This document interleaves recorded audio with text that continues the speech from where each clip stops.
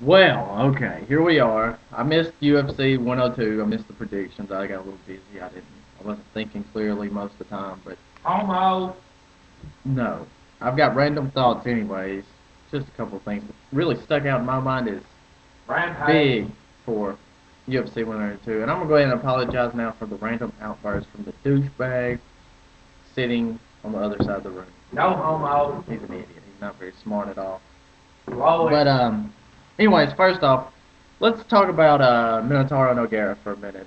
Him and Randy really put on a great show for the fans. Nogueira looked really, really good. He proved that his chin is still up there with the best. I mean, I'm sure it's not as good as it was back in '03 when he could take left head kicks from Mirko Krokop and come back and survive. But he looked really good. He outboxed him. He outgrappled him. He pulled out a crazy sweep earlier in the fight, and that was so. Randy Couture doesn't get swept like that, and he made it look easy. Close to finishing the fight several times. I think it needs to be Nogueira versus Lesnar. Excuse me, Nogueira versus the winner of Lesnar versus Carlin for the belt. That's just my personal opinion. Captain America still needs your help. And okay, moving on from Nogueira and Couture. Props to Couture, by the way. He fought really well. He just came up a little short. Can't wait to see him back in the octagon. Second, we almost had our first death in the octagon. I believe it was referee Yves Levine during the Jake Rochald and Chris Lieben fight. He should have stepped in about 3 seconds earlier, and just maybe, Chris Lieben would have been twitching and gargling foam and stuff out of his mouth. That was just Blood and guts and spit and ass was everywhere. that was not pretty. I mean, props to Lieben. Fought like a true champ. Just came up a little bit short. Anyways, moving on.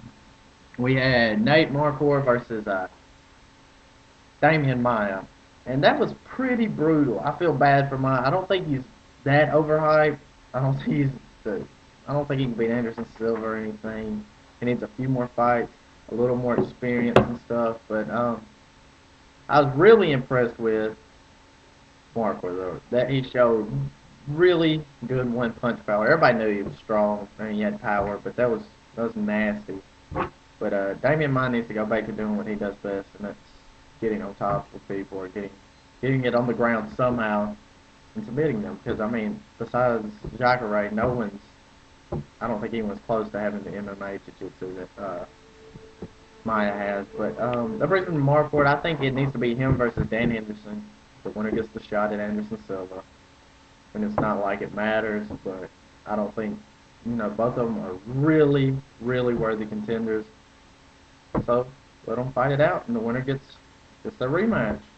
I mean, I still think Anderson Silva's going to prevail in the end, so at least they get the opportunity, right? Bring back Forrest. Up next, Brandon Vera. He needs to get back that killer instinct that he's lost. Apparently, I mean, he looked good. He looked really good. He's got good kickboxing, and apparently has a really good ground game.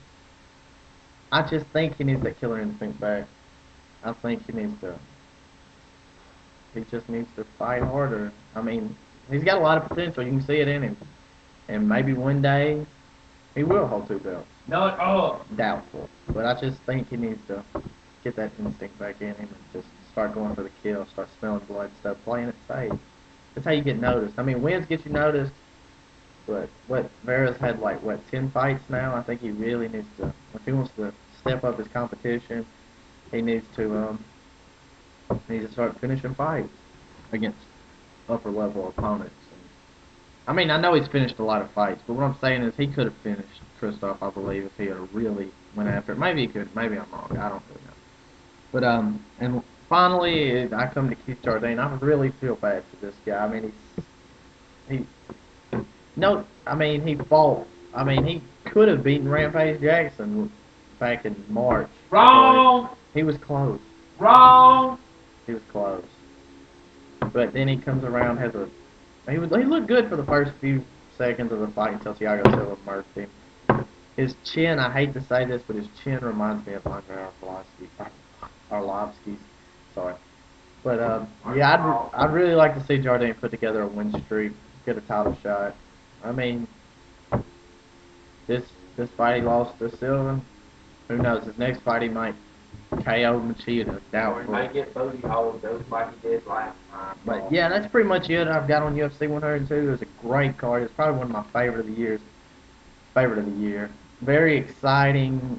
A lot of fun fights. Couture Nogueira definitely lived up to the hype, and I'll be back. I'll be back in a couple of weeks with my UFC 103 prediction, which looks like another strong card.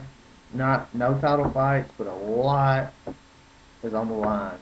You got Belfort versus Franklin. Yay! 10 push-ups now. Can you hear this guy in the background? What the fuck is he thinking? And then we've got who else? We got Campman versus Swick. The winner gets a title shot at GSP. That's huge. That's huge for both of them. They really need this win. It's a big step, and they'll be taking a big step up in competition. Whoever wins. And then you've got Crow Cop versus Junior Dos Santos. I'm intrigued. I want to know. Is he the real deal? Is he going to outstrike Mirko Crow Cop? The old Crow Cop? I'd say no. This new Crow Cop we've been seeing lately? Possibly. It'll be interesting. I'm going to take a deep look at it, but my gut's telling me Crow Cop right now. So that's all I got time for right now, and I will be back with more later. Thank you.